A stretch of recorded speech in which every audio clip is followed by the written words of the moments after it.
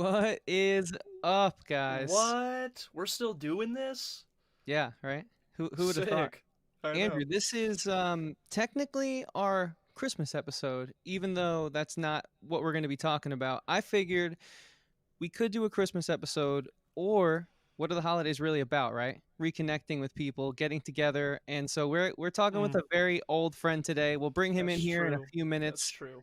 But the theme of Also, this comes from, connectiveness and being together with people the best way we can in this wild right, year. So, right. And if we're being completely honest, Chris and I don't really know a lot about the other holidays that aren't Christmas because we were only raised celebrating Christmas. So I don't want to be embarrassed and say something wrong about Hanukkah and spell it wrong and stuff. So we're just going to not talk about any of the holidays. But happy holidays to whichever one you're celebrating.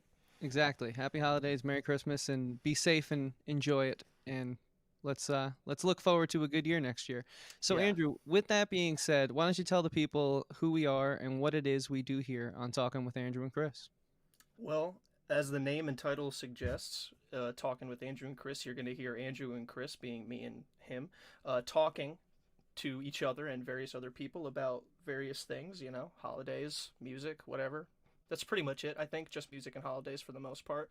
But, um, I mean, yeah, lately, yeah, but we're in this is the season where starting with Halloween, you get one a month. It's pretty cool. right. It is kind of cool. At the end of the year, they're like, hey, you made it through the year. Here's a bunch of holidays. And you're like, okay. Speaking of making it through the year, this was certainly, I would say, a bit of an up and down year for our show in regards to us as the creators, but in regards to the audience, I mean, the numbers never faltered. So, again, Yeah. as we've been saying in the past few months, we're going to continue to make good on that promise. We're going to continue to be consistent and not only continue to deliver on type of content that we give you each week, but we're going to give you more and more coming into the new year. So expect that because Andrew and I are going to be getting back to music in the new year. We're going to be doing more than one show a week on this channel, and it's all because you guys. So thank you again so much. Getting the Christmas themes type stuff out of the way early because we do have a killer interview lined up for you guys today. But we just wanted to once again say thank you. It means a lot, and we're here for you. We're not going anywhere. So, Andrew, with that being said, do you want to jump into this thing? I would love to because I just want to get talking to my friend. Yes, I Guys, figure it'd be best suited for you to introduce this guest. okay. Um, if you follow me on Instagram, you might already know who we're talking to. But if you don't follow me on Instagram, follow me on Instagram. Also, today we are lucky enough to talk to one of our good friends, which is enough of a reason to be excited. But on top of that, he's an incredibly talented musician. He's one of the smartest dudes that I've ever met. He is probably going to end up in space, so I'm going to know someone who's in space. So, nana nana poo poo to all of you who don't. And he's I don't know. Listen, what else can you say about him other than he's Cameron Byrd, And he hasn't aged a day since the and he last time we literally saw him, hasn't let's be aged a honest. day. Before we show him, think about the last time you saw him. He's about to look exactly the same, except what he's wearing. Cool. So, ladies and gentlemen, welcome the one and only incredibly talented Cameron Byrd to the show. What's going on, man? Ooh, Hey, how's it going, gents? what's up, I dude? love what an intro. And I definitely agree. I think I still have the baby face that everyone remembers, just a little bit more peach fudge here at the bottom. But how's it going, guys? Dude, Thanks for it's having me. of course, man. Once I saw that you posted your new song, I immediately texted Andrew and I was like, yo, first off, have you heard it? It's straight fire, as the kids say. It's Then I true. asked Andrew, did I use that terminology correctly? And he said I did. And then I asked him, I said, hey, man, so who's reaching out to him to get him on the podcast if he's into that kind of thing still? And so here we are. Thank you, man. Here we Thanks are. for not Awesome. only the amazing song, but coming on and spending an hour of your time with us today. We appreciate it. No, of course, and thank you guys for having me for sure. And it's an honor to have you guys listen to the music. It's weird putting out a song after 5 years of kind of radio silence, but it means the world that you guys listen to it. You've been staying in contact, and to get to see your faces and discuss some of this stuff. Yeah, man, we certainly have a lot to get into. This is a bit of a catch up for all of us. It's been a True. while. Life takes you in True. different directions. And so it's not that you lose friendship with people, but you lose touch, and so I'm really glad that we're sort of back here reconnecting. And that is not only the power of music. I think that's the power of sort of our shared history together, especially you and Andrew. I mean, you guys have a lot to get into here. So before we really start to unpack your history, where you've been at, and how we got to this interview today, how have you been lately, man? I know it's been one hell of a year.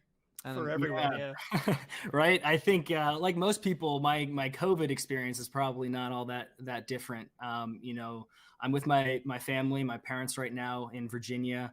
Quarantining, staying safe. Fortunately, where I am at right now is it's pretty easy to socially distance or social distance. It's far enough south of like D.C. that you can go for a run, you can work out, you can do outdoor stuff and not have to worry about getting sick. So that's been nice. And then, God, I mean, there's so much to catch up on over. It's been about 5 years really since we've had a full on catch up sesh. I know there's been some texting and stuff that's happened since I went to college, but yeah, we've met up in Heroes of the Storm a couple times. right, yeah, maybe via gaming. But other than that, there's been so much, so I don't even know where to begin. But it's been a good 5 years. College was an awesome experience, and I got everything out of it that I hoped I would. And yeah, just looking to the future, excited for things to come. Damn, sweet, man. 5 years. That's so crazy. Like you did a whole college, like since I saw you. I remember that Yeah. that was what you were gonna do, and You I did was like, one whole that's college. crazy. One You whole did a college. whole college.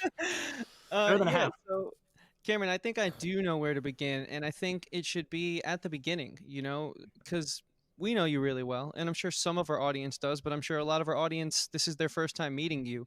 So you're a musician, but they might not know that, other than the fact that we referenced it, and they also might not know that you kind of did something wild and chose to career pivot in the middle of quite a successful musical experience. So I kind of want to get people up to that point. So why don't you take us back? And I mean, all the way back to when Way you were back. young and you first heard music and got started on this crazy path that you've been on, if that's all right Awesome. with you. Absolutely. Like So if you can still remember before the Dukes, that's what we're looking for. yeah. So I saw a light and I became no. So pretty much. So yeah. So I had a pretty standard, I think, good childhood growing up in Washington D.C. I'm from Maryland, a small, not so small town called Silver Spring, Maryland, and really my music journey began in high school. I mean, I started playing guitar when I was really young, like many people, but I never really took it super seriously. It was more of just a hobby, fun thing on the side. And when I reached high school, I met some kids. We started a band called the Dukes. And like many, this was during, as I know you two are very familiar with the pop punk scene, the pop punk era.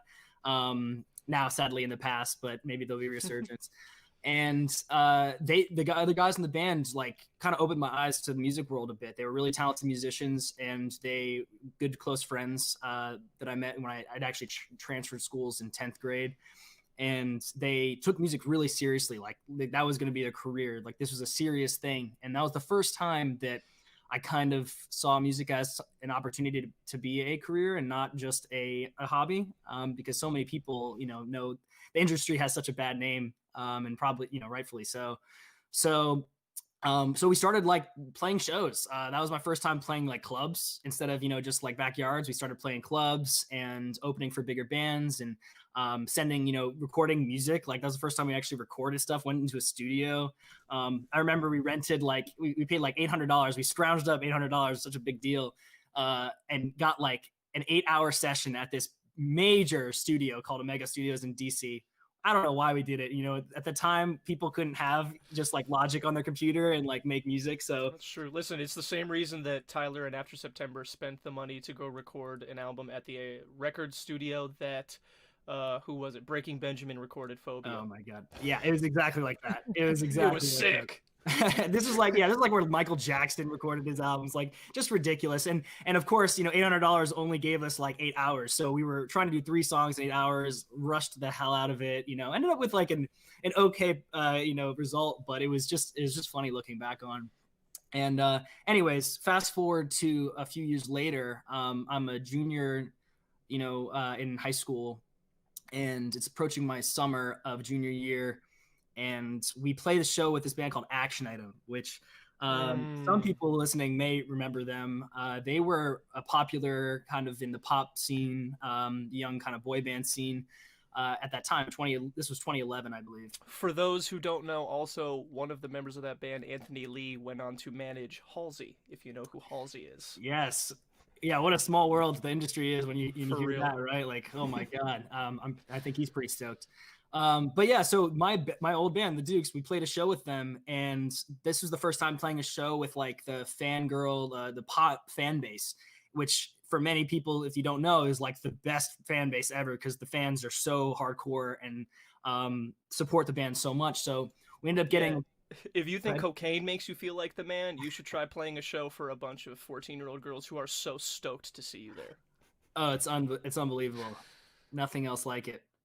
And yeah, so we got a couple fans from that show that ended up going to. They were also fans of a band called All Star Weekend, which another throwback band name.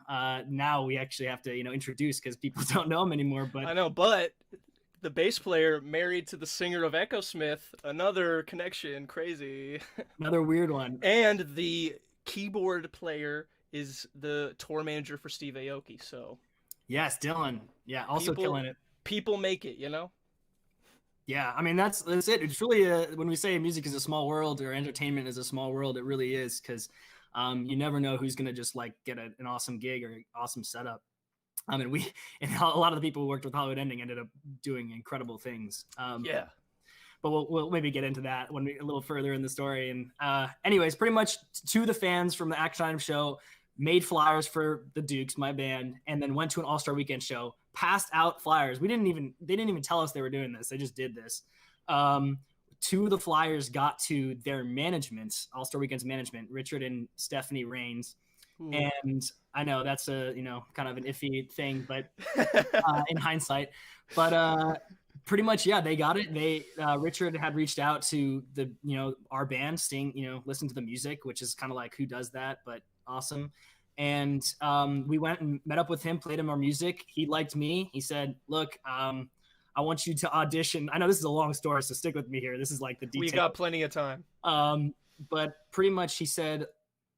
This was during when All-Star Weekend actually ended had separated from Nathan, their guitar player. Like this was happening at the same time. And Richard and Stephanie, All-Star Weekend's management was looking for a guitarist to replace Nathan in the band, part-time or full-time. And so they were like, "Hey, why don't you audition? You can record yourself playing All-Star Weekend songs. Send us your demos, how it sounds, and we'll get back to you." And so, and I'm like 16, I'm really young. Those guys were like 21, which at the time, compared to a 16-year-old was a big gap. But I ended up making it to like the final 3 people for that slot. And Richard and Stephanie were like, "Okay, we want you to fly out to LA. You're going to audition in person with the band. You're going to play with them at like this rehearsal studio. And we're going to, see if it's a good fit." So I went out there. It was like me, this guy from Glee, who's like like I'm like, what? Who am I? This high school kid, and I'm auditioning against this guy who's literally like a star, and some other guy. And I auditioned in person, met the guys from All-Star Weekend, and then left. And pretty much Richard and Stephanie said, we really like you, but you're too young to be a part of All-Star Weekend. It just wouldn't. We don't think it would fit well for touring. And they were about to go on tour with Selena Gomez, so I was kind of bummed. But yeah, so I didn't get that, but they said, "Look, we stay in LA. We want you to meet these other guys who are your age. We're trying to start this new band that's kind of like a baby All-Star Weekend. We have all these connections at Disney. So you guys won't have to, you already have a good setup. And so come meet these guys and see if you can hit it off and play some of these B-side All-Star Weekend tracks." So met up with Tyler and Dan. For those who don't know Hollywood Ending, two of the guys in the band. The guitarist and the lead singer, and jammed to like these B-side All-Star Weekend songs. It was "One Wish" and "I'm So Over You." Oh man, "One Wish." Yeah, what a banger, dude. I know, classic. Shout out to Jarrett and Linus for that one. Yes, Linus of Hollywood. If I had one wish, it would be to see one more Hollywood Ending concert, and that's just the truth. To be completely honest with you. I could definitely see it happening someday. Listen, there are definitely still girls out there that are hoping for an All the Way tour part 2 still to this day. Oh man, I think it would be probably harder to get All Star Weekend together than it would be for the Hollywood Ending Boys. But who knows? I think weirder things have happened. True. And especially with the world we live in today, you never know what could happen. So true. So anyways, yeah, pretty much that's how Hollywood Ending met, which became the band that I'm most known for. We ended up Skyping Chris Bourne, the British guy in our band, the bass player, and meeting him because he was still in London at the time, and auditioned, made it to Radio Disney's Next Big Thing competition, which now Radio Disney is gone. So like, that's crazy. True. All right. You want to feel old. That's weird. Yeah, time has flown, but yeah, and then the rest is history. We ended up touring with Action Item as Hollywood Ending. That was a full circle kind of moment. And then All Star Weekend, and then the rest is history. Moved on to do headlining tours and opened for the Janoskians, McBusted, a bunch of British acts, and toured Japan. Yeah, Denmark, Sweden, good memories there, and then yeah, so did that for 5 years. This is like my whole life story, but you guys asked, so I'll give it to you. That's what we want. Toured 5 years with Hollywood Ending. I had time of my life. It was an awesome, wonderful experience. Learned a lot, grew a lot, and decided kind of while it was towards the end of the band time, I really wanted to. I started reading a lot more. Those long drives in the van. You don't have much to do. You either make music or you read. I started reading like astrophysics books really weirdly. And like, I wasn't a nerd growing up. Like I really was not like a STEM student in high school at all. I was a very average student, but I think like with sci-fi movies like Interstellar, that kind of opened my eyes to like what's possible and like, relativity and all this cool stuff. And so I started reading about it, and then and I'd always loved space. Like space, I think everybody's like looking up and they're like, what is the universe? So I kind of, as I got older and my, desires changed a little bit, I got really into space, and I knew that I wanted to experience college, to get the normal college experience before I got too old to do it. And so it was, a good time came in the band to kind of take a little break, and discussed it with Dan and Tyler and Chris, and they were all supportive, and pretty much decided. I applied to University of Miami and a couple other schools while I was on tour. I remember I actually applied to University of Miami, the music school there. They have a really good music school. It's called Frost. I applied on tour, and I Skyped. Like, you actually have to audition to get into the school. So I auditioned. I played Perfect by Hollywood Ending, our song. And so good. And played that with acoustic on FaceTime pretty much with this professor to get in, and ended up getting in and transferring to engineering while I was there, and pretty much studied aerospace engineering for 5 years in college, and just graduated last May of 2020. So it's been good, man. It's been a good life so far. All I can think of when you say the end of that story is that you're just like the guitarist from Queen. Oh yeah, I was thinking that as well. It is very Brian May. Yeah. Are you familiar with his sort of journey? A little bit, but not. You'll have to fill me in a little more, because I'd love to hear about it. Yeah, so he stayed with the band, but a lot of his time was, and this is a big reason why they, aside from Freddie Mercury's sort of health issues towards the end, they didn't tour a lot because, and that's why I hate that movie, by the way. It's really not the Queen story, it's the Freddie Mercury story.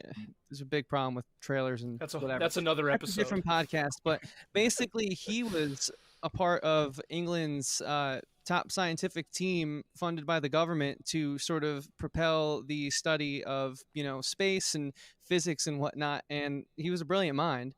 And so that's kind of why he and Queen were so sporadic in regards to their touring. And they were kind of more of a studio project towards the end, which is when he kind of got on this team.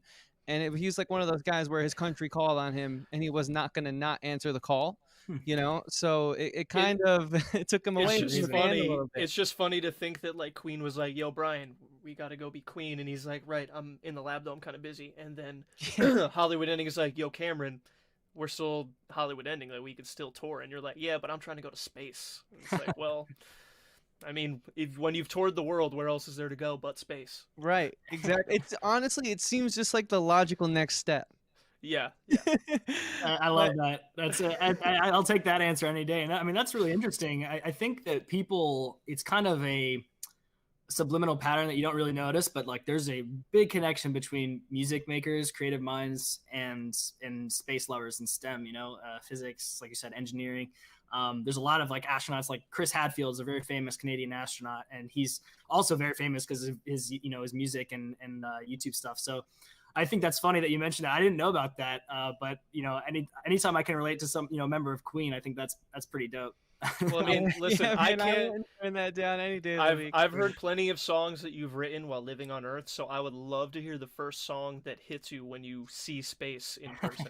Cameron, all I Right. want to say is no pressure. I'm sure everyone's going to be hitting you up for it. We don't have to be the first, but when you eventually write and record the first ever song on the International Space Station, please come back on the show. That would be great. Right now you can hold me to it. You can bring it to the bank. I'll be back. Hell yeah, Sounds good, that'll be a man. So, Talkin with Andrew and Chris exclusive. is that the Space goal edition. then? What is, now that we've kind of went through the history of the music, what is the goal in this trajectory of wanting to become an astronaut?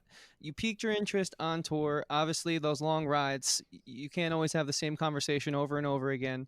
We've all been there. We all understand that. But to turn to education and to not pivot to another musical project, I mean, you have to have had some sort of roadmap panned out for a long time, because not everyone, people leave bands to go back to college, sure. People walk away from creative careers to do business or something on earth, but no one sets their sights literally to the sky.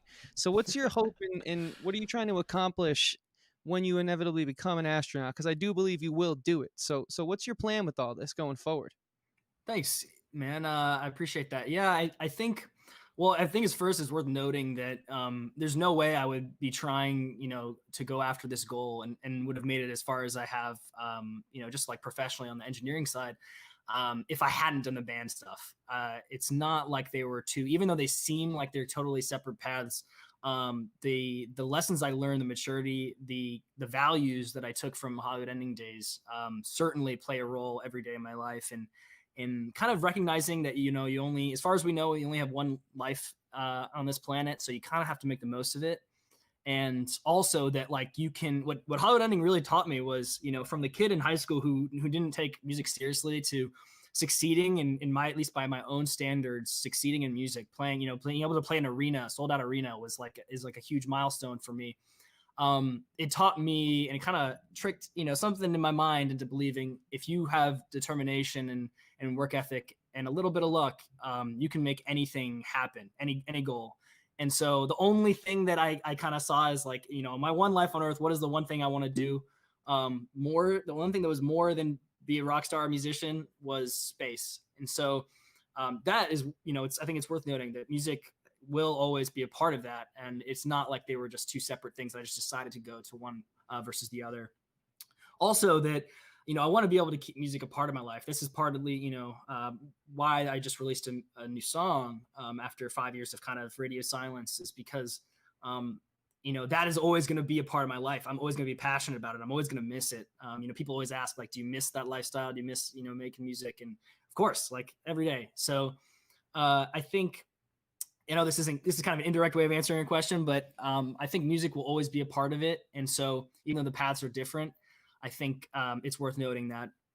Now, with respect to like the path that I'm currently on for, getting to space, how do you become an astronaut, right? That's the first question. You're like, okay, I want to be an astronaut. Part one, done. I know what I want to do. And that's the hardest part. Then it's, how do I get there? And space is one of those things that's changing a lot, right? If you look back and you do some research, which is a good first step, to like the 60s, the Right Stuff era. It's a great book if you haven't read it, by Tom Wolfe, where astronauts just started becoming a thing. Space travel became a thing. Test pilots. That was the way to become a astronaut, was become an Air Force or Navy or military pilot, a fighter pilot, then become a test pilot, and then vector into a astronaut spot, and pass all the medical stuff, all that fun stuff. And it was really because it was all this, they needed this mentality of like these really disciplined, healthy, young individuals who could do it. However, now, like, SpaceX, hopefully you guys have been following some of that stuff. That's become such, pop culture.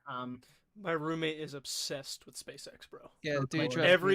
Every launch, he comes home and he's like, "Is there football on tonight?" We're like, "No," and he's like, "Okay, because there's a space launch at 7:30, and we're watching it." And I'm like, "Okay." Yeah, man, I listen to He Joe Rogan, loves it. so I'm like half informed on everything going on with space. So trust me, I can keep up. Right. Well, and That's it's true. awesome that That's true. SpaceX has been able to really connect with the public market. I think even better than NASA. You know, make people really excited about space again. But with it, you know, the reason I bring it up is because it's changed how people have looked at space. You know, this whole idea of no longer being just pilots, but also what's called a mission specialist or like a scientist on board who, you know, doesn't have flying experience, doesn't have military training. There's also, you know, teachers and um, medical professionals that are now becoming astronauts, and so it's changing. And by the time I become an astronaut or apply, you know, it's going to probably be a whole nother world. But the way that I think the advice that NASA would give or space agency would give, and the advice that I've taken to heart is, you know, do what you love. What is the best way that you could have a fulfilling life, and still not become an astronaut? You know, if you didn't make the cut, still be happy with the decisions you made. What is the path that would work for you best? Do that, and then, you know, if the pieces fall in place, then they do. And so for me, that was engineering. So like I said, I did aerospace engineering in college, and I love planes. Like when I was in Hollywood Ending still, I started getting my private pilot's license, and then I finished it in college. So I can, you know, I can fly planes now. And I love a little bit of the thrill seeking. I think there's a bit of a misnomer that like pilots or, you know, astronauts have to be thrill seekers. That's not the case. It's always, you know, very cautioned, calculated risk taking.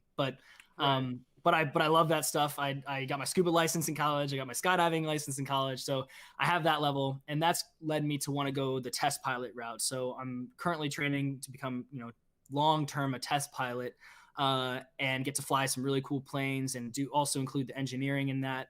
Eventually get my master's, maybe my PhD, and then apply to be an astronaut and see where the cards fall. Wow. Nice, man. And You know, is the goal for you to be a NASA astronaut, or do you want to go SpaceX, or you want to just see what your options are when you get to there, since it's kind of a ways away? Like, what are you thinking? Well, you know, it's a good question. I mean, it's the first time you can really ask that. You know, we're living in a time where private companies are starting to become very capable, especially with SpaceX and what they've been doing. But for me, you know, I love NASA. I've done 2 internships with NASA at NASA Langley in Virginia. I just love the culture and the people. So, and of course, you know, NASA has a great track record. They've just set so many records and pushed the envelope. Um, True. but I wouldn't say I'm only sticking with NASA. You know, it's not like I wouldn't trust another company as long as there's good engineers, and God, SpaceX Right. has some good engineers. I think I'd be open to anything. It's more of a matter of, you know, have they done their homework, and, you know, are they willing to you know, check all the boxes for safety, but also still push the Mm-hmm. envelope and change, you know, do courageous things. Then I'm all for it. Right. yeah, Yeah, I follow this YouTuber Mark Rober, he used to be a NASA engineer, and he just is always talking about how awesome it was to work at NASA and how great everyone at NASA is, and how like he makes like these crazy builds, like a dartboard that automatically gives you a bullseye, and like a liquid sand hot tub or some crazy shit like that. He's always doing crazy things. But every time he's like, my buddy's at NASA, or like when I was at NASA, I was developing this, or like NASA was the coolest place to work because like I'm a genius. And I'm like, wow, that's really cool. But I think that you would fit in well at NASA because you're very like, I mean, besides just being a dope person and really smart, you're not one of those guys that like is the smartest person in the room as far as like your attitude goes, and you know, you're just willing to learn, but you also like know what you're doing, and that's like but not you a lot of also people have probably are both the of those smartest things. person in the room. But you I are think also at least the top 3 smartest people in the room for Yeah, sure. let's hey, be you know, I honest. think it's always a rule of thumb that I follow, and I think is good advice for anyone, is always be this dumbest person in the room. Surround yourself with people who are so True. smart, because that's how you learn. And at the end of the day, if you're not learning, then you're probably doing something wrong, whether it's music or space. You know, so Yeah, definitely Fair not the enough. smartest person in the room if I can choose. Cameron, you are such a pro because I was going to ask you at some point in this interview, looking back on your career as a traveling musician, was there anything you took away from it? And you got there. I knew you would, and I was just like, I'm gonna mute out and let this guy get going because you're still a seasoned pro to the entertainment game, and I think that's important because not only did you release some new music, but when you eventually go to space, people are gonna want to interview you. So it's good to see that. It's Now I do true. have a question for you, man.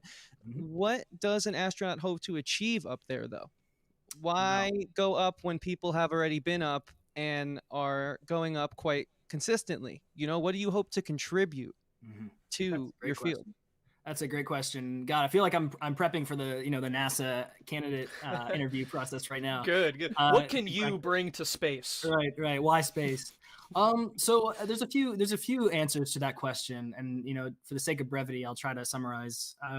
First, I think exploration is in the blood, in the instincts of all mankind. It's a gift to be able to explore for the sake of exploration, whether it's like climbing Mount Everest or flying planes for the first time, going into the sky. Man is, I think, kind of born to go outside of its comfort zone and to do things that it shouldn't be able to do. Like man shouldn't be able to fly, but we can do it. And space is no different. And water is no different. However, I think one thing that's really important to talk about and is probably not discussed enough is how much space technologies or technologies that come about from space research affect our everyday life. I mean, things like MRI, GPS, things that we take for granted in everyday livelihood that we have and use every day, probably most of the day, all originate from space research and from our capabilities. And so it's not just for the sake of exploration. Like going to Mars would be really cool, yes, but it's also because the lessons that we learn along the way will inevitably affect everything we do in a significant way. That will impact everybody, from somebody in a third world country to look at Starlink. I mean, what Elon Musk is doing for SpaceX now, which is bring internet to the world via satellite. I mean, that will change the entire world, the planet as a whole. And there's not many industries that can do that, especially in a short time period, like a generation or a decade. Totally. Yeah, he's one of those once in a lifetime Yeah. thinkers. I would have to go out on a limb and say, not that I am too well versed in geniuses, but I mean, to me, he seems like the second coming of like an Einstein or someone like that. And you're speaking about the privatization of space. Jeff Bezos also is his ring in the hat as well. So Yeah. it seems like you're kind of in at the beginning of a renaissance, at least from my sort of you know keep up to date on the news, and so these topics will come and go in circulation. But for Right. someone who's a casual sort of reader of this type of thing, yeah, like Andrew and I, it seems like you're getting your foot in the floor of something that really in our lifetime we'll see sort of triple and quadruple into just like a budding industry, and Right. talks of Mars and all Listen, that. here's what Chris is getting to. At what point can Chris and I pay an exorbitant amount of money for you to fly us to space? Space. Right. I mean, probably Andrew. pretty soon. It's a good question, and they already are selling tickets to like the moon. I mean, it's pretty things you wouldn't think things you wouldn't think would be Visual possible bit? are happening now. So I think it's just a matter of time. Probably in our lifetime, we live in a really exciting time where probably in our lifetimes, it will be possible to pay for a ticket similar to. I mean, and you just look about like 100 years ago, the idea of flying commercially, not even 100 years ago, less than that, flying commercially, getting from here to Europe in a couple hours was an insane thing. It was like Mhm. impossible. It will never happen. And so I think space, even though it's a different problem to solve, it's a similar problem. And in 100 years, 200 years, I think it'll become the normal to be able to do a trip to the moon, or Mhm. low Earth orbit, like the space station, and Right. just check it out. And so hopefully soon, before we're too Well, old. right, and going off of that is like there's so much more like they give you so much news, like we just found this on this rock, or like we just managed to fly this far or something like that, and like they give you that news and everyone's like, wow, this is crazy. But then I feel like no one ever really goes into why, because like when they found water on Mars, or they found ice on Mars, or whatever that was, like everyone was like, "This is insane," and everyone was thinking like, "Oh, if there's water, then there's life, and we can live there." But then I just learned like 2 days ago that what that also means is that if there's water on Mars, you can separate the hydrogen and oxygen and effectively make Mars like a gas station, so that you can fly to Mars and then get to Mars, refuel, and then keep going. And like that's something that I literally never heard anyone say until a couple days ago. And I'm like, why aren't we talking about that? That's crazy. So if I just learned that about news that's like over a year old, like what else don't I know that's already known that like would blow my brain out of my skull from like we can go to space tomorrow. That's Like crazy. Yeah. I think it's Yeah. crazy. And I'm so relieved that you're the one from Hollywood Ending, like trying to get to space, because I don't know if any of the other guys could do it. No diss to them, but like, I just don't Wow, all know. right. You're just taking shots. Damn, okay. So, yeah, Cameron, before we jump to something else I'd love to talk about, is there anything that we sort of left unturned in your journey or in regards to, you and this new career that you're about to really, I'd say, now that you've graduated, jump into full force?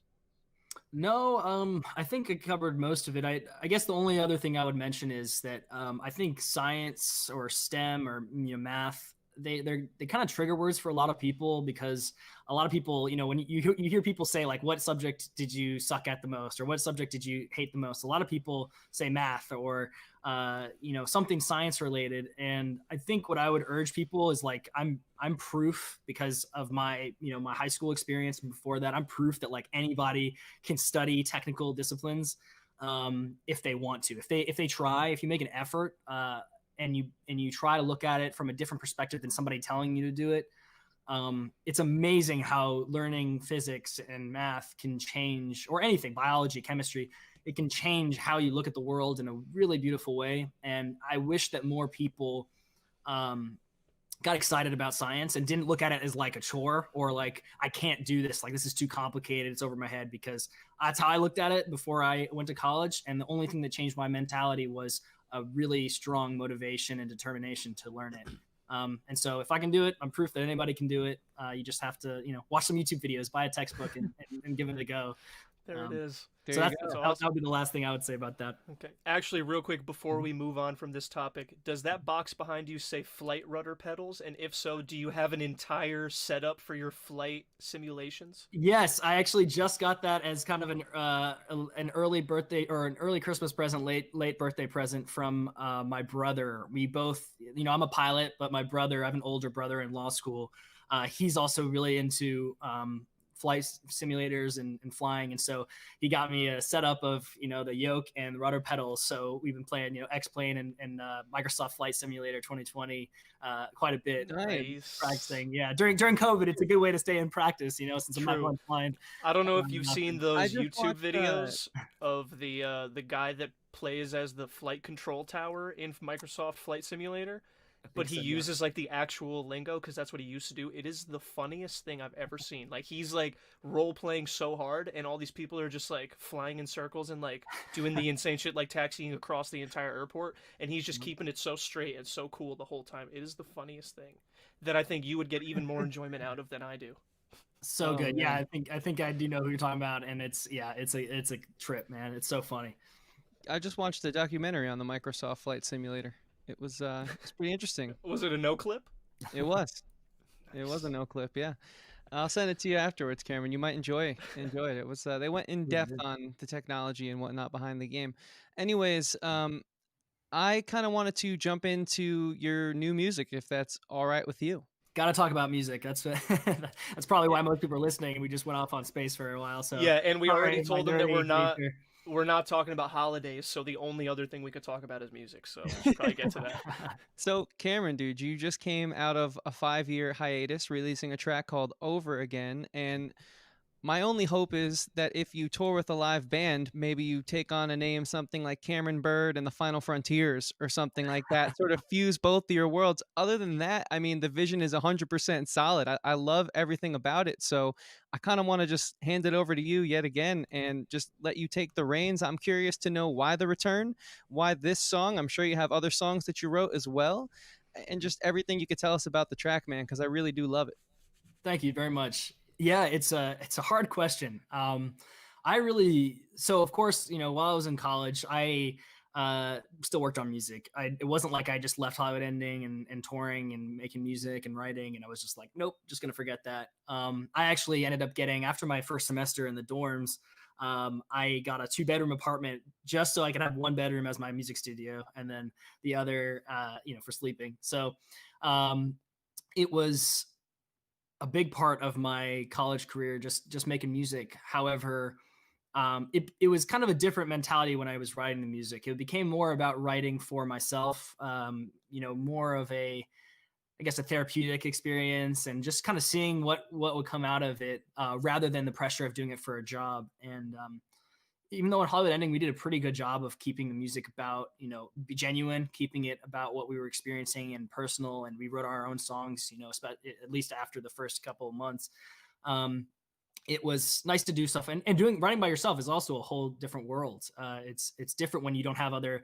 It's harder for sure, but it's different when you don't have other people to bounce ideas off of, and that kind of confidence that comes with putting out music with a group, with other people to kind of lean on. But I didn't release any of the music, so I wrote a lot of stuff, a lot of unfinished demos, a lot of. I was really into electronic music, especially at the later years of Hollywood Ending, so the early years of college. Um, and being in Miami, that influenced my music a lot. But didn't put anything out, and I think for a while I struggled with if I was ever going to put anything out. I knew my career was kind of shifting from music, so I didn't have the pressure to, and there's also nerves with putting out something solo. But in the end, my friends were very supportive. They just kept saying, like, there's just no reason for you not to put out music. Let other people enjoy it or criticize it, whatever.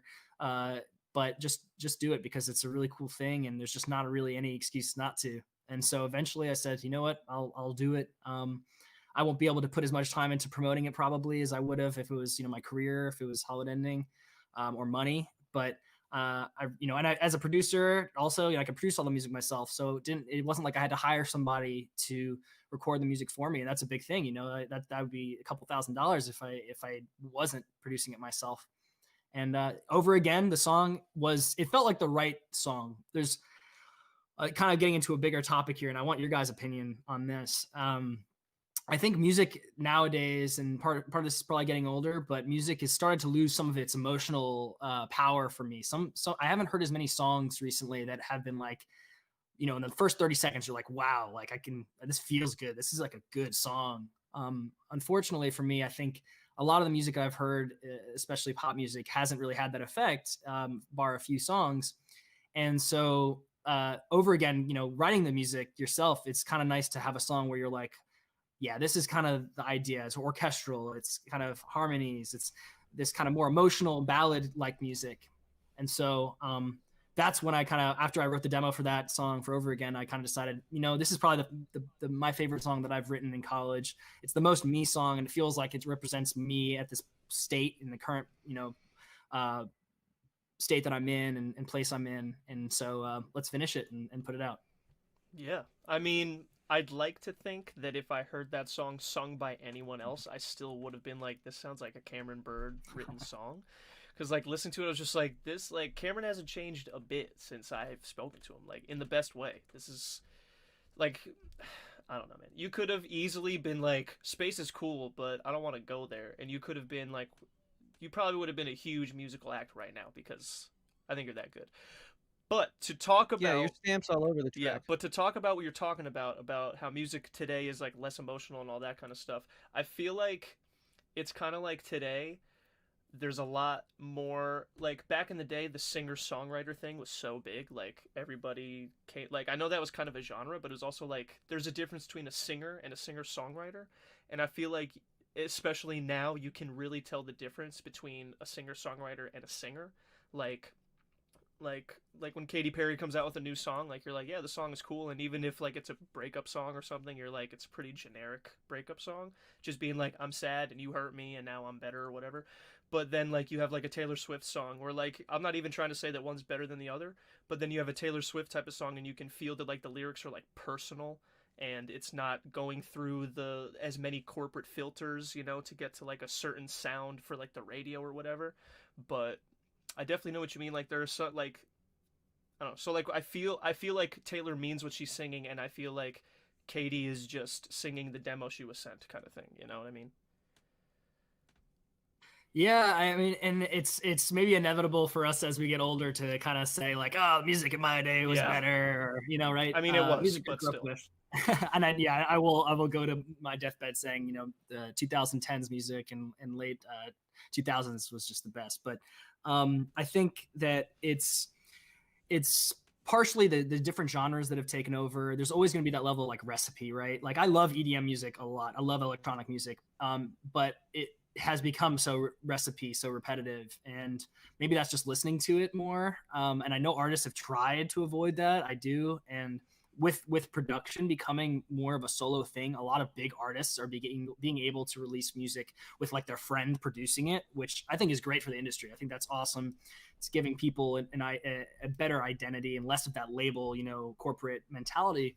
But I think we're losing a little bit of the authentic analog sounds, and I don't know. It's just like the songwriting. I think is just it's dropped off a bit, at least from my taste.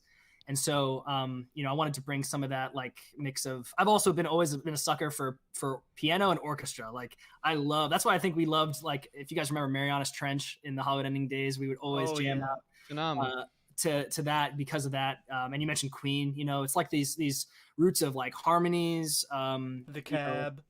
Yeah, string arrangements, horns, things like that, but also implementing that with like pop and rock elements, drums, guitar, that's standard drum, guitar, bass, vocals. And so I wanted to bring that back a little bit, but when I wrote the song, it never had it was no goal associated with it. It was just like, oh, like, let me try to, play piano, mess around with this a little bit. And I was like, ooh, I really like this progression. I like how this sounds. Let me write some vocals over it and make these lyrics important to me, right? About something that I care about. And that's just how the song came out naturally. And I think, when a song comes out like that, it's usually something you'll like because you write it in like, 4 or 5 hours. It's like short, even less, maybe like an hour or two. They tend to be really done really fast versus the songs where you're just like, okay, I need to, I gotta go work on this song again, and here's another day. Some songs write themselves. Right. Trying to avoid sounding too cliche. It's like I think that song was good. It felt right, and it felt like a song that I could just play on piano or just play on guitar and sing, and it would still be enough that it would sound good, versus needing a ton of production to carry it. Yeah, I totally agree, man. I think the one thing that really struck me about the track was it almost, you can tell you wrote it for yourself, at least to me and whoever listens. That's awesome. But it clearly seems like you're sort of talking to the kid who was 16 auditioning for All Star Weekend. Just that was the end all be all. And he never thought that he'd have another interest other than music because music was everything to that kid at that point in time. And then life takes you where it takes you, and now here you are putting music out again. And I'm just, this is what I got out of it. It almost feels like you're just hoping that, and don't let me put words in your mouth, but this is what I got again as a listener, that you don't want to get hurt again or let music in too much again, because you know how it could take over as it has once before. And so over again, to me, has almost two meanings when I was sort of listening to it and dissecting it, in the sense that it's like you're starting over with music again, but you kind of hope that you don't get hurt all over again by it. And so this, because the song has a very happy sad feel to it. But I want to let you take the reins and speak on that right now. But that's kind of when I was listening to it, I was like, okay, I've got to ask him about this when we interview him about it, because that's what spoke to me about the track, and what I really enjoyed. Past, your production's always been great, the songwriting's always been phenomenal. I want to ask you about your influences after this, because I'm curious to see who It's true. inspired you to give you this unique stamp that I think all your music has. But where was I in regards to, did I miss the mark, or was I close there, or what's your take on that? I'm kind of awestruck right now because you really nailed it pretty much on the head with the two meanings part, and I'm impressed that you picked up on it, because I mean, if you look at the lyrics alone, right, and the style of the song, it's about a girl in the literal meaning of the song, right? The lyrics are referring to a person, but there is a hidden kind of subliminal meaning to be music, and also my current career of going towards an astronaut, of this kind of cyclical nature for for I think everybody can relate to, which is like you're not always sure that the path you're on is right, even if you're really confident, even if you're really driven and passionate about what you're doing. You're not always certain. You're always going to have a little level of uncertainty in your head, saying, "Man, did I make the right decision? Did I make the right decision leaving music to do space, or will music come back to my life?" And this kind of like, okay, here we go again. It's over again. So yeah, I think you nailed it on the head, man. I'm really happy that you were able to kind of dissect it and pick out the not just the literal, but like the underscore. And the song also, literal meaning is still valid as well with relationships. I felt this, and I think a lot of people do is you get out of relationships, a serious one or not, and then you have a tendency to try to jump into another one, and you're like, is this going to be just like the last one, or is this going to be different? And so I think, yeah, I think you nailed it on the head. Yeah, man, it's a phenomenal track. It has so many layers and levels to it, and the passion really did sort of shine through for me on it. And so I got to ask, what is the future plan for you with music? Are you planning to follow this up? Did a fire get resparked? Was this a testing the waters ground? Or is it What? just like the song says, and you're scared to let music in again? Yeah, like where's your Right. head at going forward? Because it seems like once we come out of this quarantine, which it's looking better that that's going to happen than it has when we've talked about it in the show as of late. It seems like you got a lot to balance. So I'm kind of Yeah. curious what you're looking at And on top This of next that, year. before you even put the song out, I saw the responses to your tweet. There are a lot of fans out there that are still Cameron Byrd stands till they die. So like you have an audience there if you chose to just start putting out songs. Yeah, so God, I feel really blessed to have still people who pay attention to my tweets and posts. After 5 years of really not posting a lot, I'm grateful to have people who are still paying attention. So big thank you to them if they're listening. Um, but yeah, I think with moving forward, I can't say that there's unlike a lot of things that I do in life, I can't say that there's a rigid plan for music for me. I think that I will always be making music, and there's certainly a lot of tracks that I could follow up with after Over Again. However, I would say they may not be the same style. I kind of love, even Hollywood Ending kind of did this towards the end, with our last album where we kind of mixed different styles and genres in one album. I love making music that's different each song. And so I wouldn't be surprised if a follow up to Over Again was an electronic song, an EDM song, or maybe just more like pop punk vibe. Like it could be anything, but yeah, certainly no holds barred. I might put out something and follow it up. And like you mentioned, the elephant in the room, COVID. It's I won't be able to. It's like this kind of battle, and I'm sure you guys feel this with your own music. It's this battle of like, okay, even though I'm not writing music to be famous, I'm not writing music to be successful or do it as a career.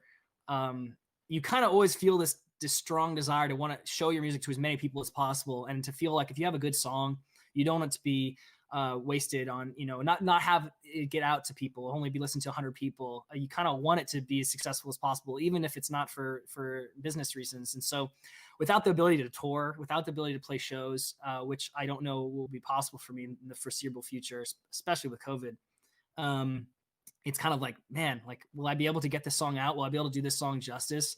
How can I promote this song correctly? And will people still want to be a fan? People want to listen to my music if I'm not able to have the same level of interaction of daily posts, daily videos, daily content, and all the stuff at the bar is so high now with streamers and influencers and all that. So we'll see. I know it's a vague answer, but we'll see.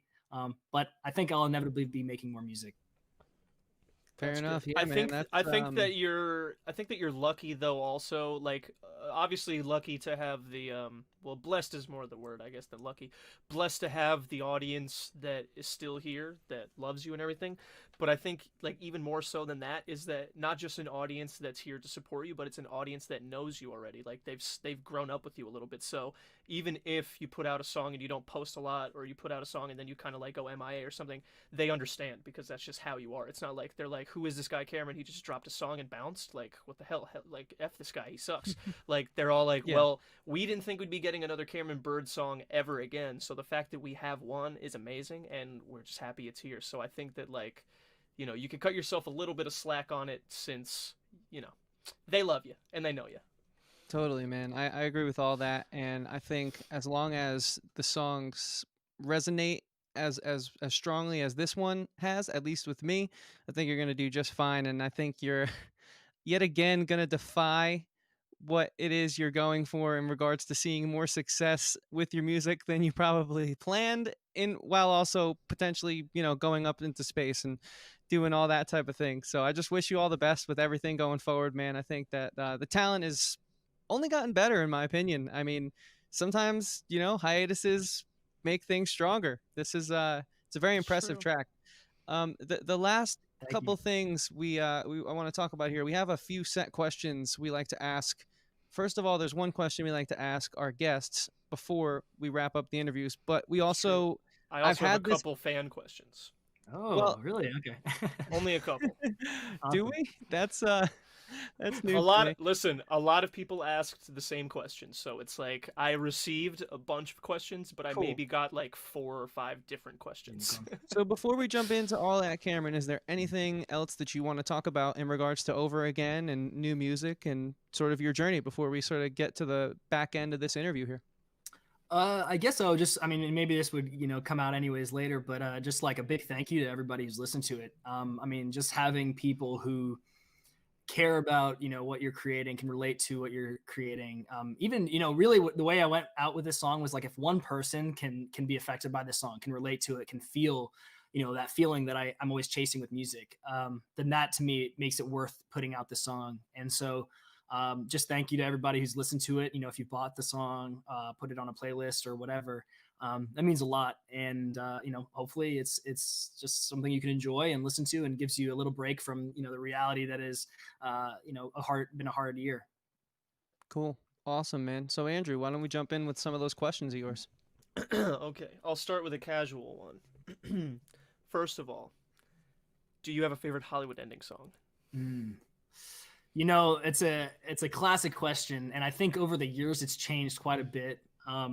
Now having hindsight, like having looked back on these songs after 5 years, some of them longer, if they were put out earlier in the band.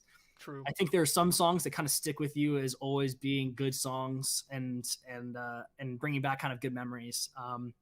I've always had a good, like a strong connection to the Anywhere EP. I think that EP as a whole worked out really well. It was the first ever album I made that I produced like myself, and so there was a lot of pressure and kind of like me still learning a lot about production, but I think it turned out really well for a kid who really had no idea how to produce other than some of the advice he had from other producers we worked with. Right. Shout out to Christian Mettes.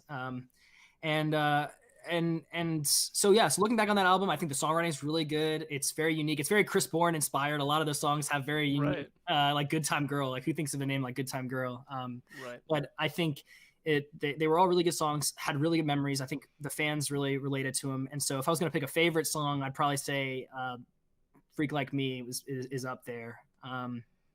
But yeah, it's hard. It's hard to choose. And I have a huge connection with all of the songs from the, our hiatus album, our last album we put out, all the songwriting that went to that. There's an incredible amount of work that went into that album. And so, and the level of songwriting is just like more complicated. Like, we just went the songwriting, the guitar parts, the arrangement is just a lot more advanced for that album. Right. And anyways, so it's a long-winded answer for a simple question, but I think that kind of gives you an idea of how I look back at the music. Like, I still listen to it and I still have a strong connection to all of it. Right. It's just hard to peg down as one song that I go to every time. Right. Well, I mean, listen, that Anywhere EP still holds up. Good Time Girl, when it comes on, I can't not sing along to the entire song from front to back. Like, it's an unskippable song. It's a great track. Andrew, who'd that question come from, by the way? Let's give him a shout out. Well, I mean, that was kind of like 4 people asked that question. That's why. Okay. And Cool. the next question, got your wish. the You got next, your one wish. yeah, the next question is kind of like, it's a funny question, and I essentially crafted this question from like a few different kinds of questions I got that really all come into this one question, and it's a 2-parter. The first question is, wow. That's a first for the show, Cameron. This is Yes. a big deal. the first question is, the first part is, did you have a bedtime on tour? And second, do you still adhere to that bedtime? Oh God. One of the things that that was asked by guys and girls. Right. Yeah. I mean, the tour lifestyle, man, you guys know it. It's crazy. I think one of the good things that I learned from my hot ending days, good or bad, was how to perform on like no sleep. I've always been a really kind of harsh person when it comes to getting my beauty rest. Like I've always liked to get 6 hours or 8 hours. And on tour, that was just really not possible most of the time because especially because we weren't in a tour bus ever. Like we were always in a van and trailer. So sometimes we stayed in hotels, but if we stayed in hotels, we had to drive much further the next day. So we would, wake up And early. then you have to leave at 6, even though you just got there at 3 in the morning. Right. It was just brutal. And of course, we were doing VIPs, we did house parties too on tour. So we really packed it in. So bedtime on tour, no. I think I tried to my best. I definitely missed some of the fun nights because of my inclination to sleep. Especially as a singer, man, I had so many rough nights where, especially in the early days when I didn't really know how to sing correctly, where I would get, and I bite my nails, so I get sick a lot. And as a singer, getting a cold is like the worst thing you could do when you're performing, 20 nights in a row for an hour. So eventually I figured it out, but getting my beauty sleep was important. And now I got a lot more used to waking up early and going to sleep late on a college schedule, with engineering and everything. The standard went from like hoping to get 8 hours to hoping to get like 5 hours, some nights 3 or 2 or 3 hours. And it sucks, but you got to do what you got to do. And I think it gets easier as you get older. Right. Okay.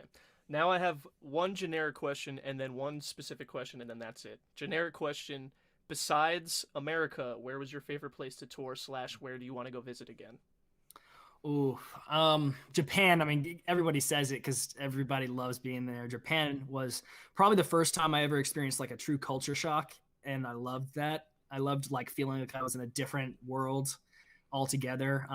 I mean, England, obviously, you have some level of that, but it didn't feel the same. It just wasn't this level of like, where am I? I don't understand the street signs. I don't understand, everything that's happening. And I thought that was really cool. It felt like there was a lot I could learn from that, and I did. So Japan, I would love to go back, and had a blast while we were there. Yeah, so that's probably it. Okay, now the final question. I'm going to ask you the question, and then I'm going to tell you the answer that you gave me when I asked you this question 5 or 6 years ago. Ooh, okay. The question is, Cameron, what's up with the one glove? Okay. Now, when I asked you that a long time ago, you had just gotten off stage, and it was and I don't know if I've ever laughed this hard after like you ever said anything on tour. Mm-hmm. And I was like, Cameron, what's up with the one glove? Like, I know you own both of them, so why aren't you wearing both of them? And you just said, because I'm a fucking rock star. And I was like, you know what? I literally can't argue that because you are. So I want to know if that's still your answer and if there is a practical reason to the glove. Yeah, I think I like that answer. I think I'd probably try to maintain that answer, maybe with more class now. But I think, yeah, man. I mean, just because why not? You gotta have some uniqueness to you. And wearing two gloves is too normal. It's too typical. So why not just wear one and put it on the hand that does all the fun stuff? All the strumming or all the fretting. And yeah, why not? Dude, You're also saving yourself a lot of longevity on that hand down the line as well in regards to like carpal tunnel and all that type of stuff. All of the answers that you've given me have basically told me that Cameron's gonna live longer than anybody I'm friends with right now. So he's a responsible guy. Sweet. Yeah, I have a question or two as well, Cameron, if that's all right. Absolutely. Cameron, have you ever met Houston? Have ever met Houston? Like Houston, yeah. I have a problem. You have a problem? Yeah. Is he like the HR guy? Did you is that where you go? Oh man, have I ever met? Unfortunately, I haven't met a Houston yet. No. That is an amazing question, dude. Wow. And I think that's usually a good thing because even though Houston, that's Capcom, that's where you talk down to. That's like your save your butt kind of people. Yeah. You haven't had to talk to Houston yet. That probably means you're doing okay. You're in a good spot. So I'll say. Well, in that case, I hope you never have to. Yeah. Oh man. So. And Chris, thanks for that, man. Yeah, no problem. I just have to add a little humor to it as well. Yeah. But the last question we have is a set question we ask every guest. Cameron, if you had to describe yourself in one word, and of course you can elaborate on that word afterwards, but we find that not only is it fun to put our guests on the spot, but to give them one word to describe who they are when they think of themselves as a creator, as in your case, I would say a trailblazer. What would that word be that comes to mind? Hmm. I would think if I had to use one word, probably determined. I think is the word I would use. It's something that I think I didn't really acknowledge or know I had when I was touring, but it was certainly a important, necessary value that I had. It applied to when I was producing for Hollywood Ending. We would have 13, 14-hour days where I'd wake up, bring my coffee downstairs and just work on my computer on producing a track all day until nighttime, listen to the song, go to sleep and do it again. And we would do that for months.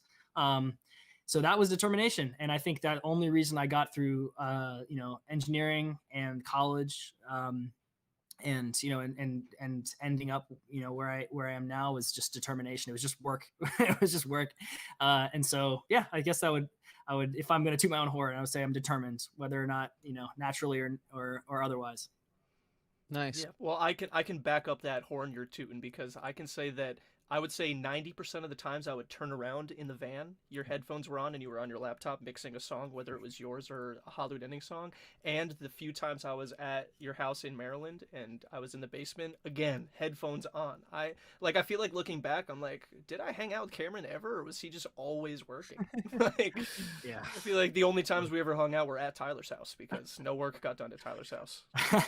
Yeah, I mean, it pays off, man. The hard work, I think, you keep hearing it. It's become this thing. It's cliche. It's almost like, okay, cool, whatever. But I think no one succeeds in life without hard work. And the more you do it, the more you believe in how much that pays off. And so, it doesn't matter who you are, what your background is, what your, money situation, economic, socioeconomic situation is. I think if you have like a determination to do something, you can make it happen. Awesome, man. Cameron, this was a phenomenal conversation. It was great to catch up with you, and again, appreciate you coming on. Thank you for another amazing song. It's nice to get some Cameron Byrd music back in my life. Yes. Before we sort of say our goodbyes here, is there any final part of your journey, any message, any last words you want to leave the people with? No, I think we about covered everything. Thank you guys so much for having me again. I think, like I said, I'm grateful for everyone who's still, paying attention, still listening to me. Stick around. I may not be able to post as much or do as much as I have in the past, but I'm still the same person, still doing similar things, and have a desire to just, have fun and enjoy this world and hopefully contribute to it as I can. So thank you guys. It's Of true. course, He's man. And where can determined. the people find He's you, follow you, and consistent. keep up to date? Yeah, I feel a little left out. I didn't put my at sign in my name here. I gotta give a little shout out to my social media. So Twitter, it's at the Cameron Byrd, Byrd is my last name. Instagram is official Cameron Byrd, or Cameron Byrd official. And yeah, that's the best places you can find me. Sweet. And we'll toss those links in the description as well, guys. So all you got to do is click down below Yes, and and have of your mind course, blown. while you're listening to music, be sure to type in Cameron Byrd on Spotify, and he will come up. I can verify that because I've done that at least 7 times this week. So That's true. Yeah, that's a big one. Cameron, thank you again, man. We really appreciate it so much. This was an awesome time catching up. Hopefully, we'll cross paths in the Nexus in the not too distant future. Run some yes, Heroes of the Storm or something. Gentlemen, yes, thank you guys again. It's been great catching up and seeing you guys' beautiful faces again. Thank you all. Keep up the good work. I love the podcast, and yeah, maybe start Twitch streaming or something. That's the whole thing nowadays. So maybe this I'm talking with getting there, Andrew and dude. Chris can become a game, part gamer, part podcast. Listen, Yeah, when I who knows? get set up on Twitch, bro, I'm counting on you for views for Heroes of the Storm. Okay, You got it. You you're got it. Yeah, bringing you want me to win games, views. and Cameron's your way to win those games. That's Cool, true. Cameron. We're gonna toss you to the waiting room for a minute while we sort of say our goodbyes to the audience and wrap things up. But I don't know, if you don't got anywhere to be, maybe stick around for a quick second. Anyways, Andrew, this was awesome. I'm really glad we did this. Yes. This was nice. This was like better than a Christmas episode. It's just nice to reconnect with people around this time of the year and to just, Well, as much as it wasn't a Christmas themed episode, I'd like to think it was a Christmas episode, as in a lovely gift to yeah, all of those listening. the spirit of the holidays were alive in this episode. Let's just say that. And Exactly, and so, exactly. Andrew, speaking of alive, I mean, I like to think that you and I have some pulses going on here, and we plan to do podcasting a lot in the next year. Do we not? I mean, I do. And if I do, then that means you do because we're on the same show. So True. you kind of Yeah, have no choice. it's kind of got to Um, be a group decision, doesn't it? yeah. And, while you're on all those websites like social media and Spotify looking for Cameron, you might as well look for us too because we're there with him. These are our True. personals over here. We've got at Talkin Podcast for this show, at Talkin TV for Chris's other show that I'm on kind of sort of frequently, but not that much, but still a good time. And then we're on social media. I just said that. We're on the digital streaming platforms, Spotify, Apple Podcast, all of that stuff. We're everywhere. You can't get rid of us. Like Yeah. we haven't tried to stop, but we took breaks and the show would not die. So Yeah, so we're there's here no to more breaks. stay. No more breaks allowed. Guys, this is our Instagram page right here. I'd say it's the central hub, although we do have a Facebook and a Twitter. And if you go to this link right here in our Instagram bio, that will take you anywhere that you need to be, to our YouTube page, our Spotify page, our Apple Podcast page, Google, Breaker, Stitcher, Radio Public. Can I name any more? There's so many more. Just go and click that link and find out for yourself, guys. Your support is truly appreciated, especially as Andrew and I will 100% indefinitely, undoubtedly be releasing new music in 2021. There's a lot of things that we're going to be working towards. As Cameron said, it's going to be whatever you guys make of it. We're putting the music out there for fun because we love it and we miss it, and we hope you guys enjoy listening to it as much as you do this podcast. So we're going to be pretty relentlessly hyping that up as things go forward. So again, follow us on our personals. Mine's below my name. Andrew's is below his. That's going to be your best place to keep up, not only with the podcast, but with our new band and so many more things that we have planned, guys. Have a safe and happy, healthy New Year, Christmas, holiday season, whatever you celebrate. Make sure it is with good friends, good family. And of course, unless Andrew has anything else to add, Just one thing. what is it? Stay sweet. Perfect. Stay sweet, guys.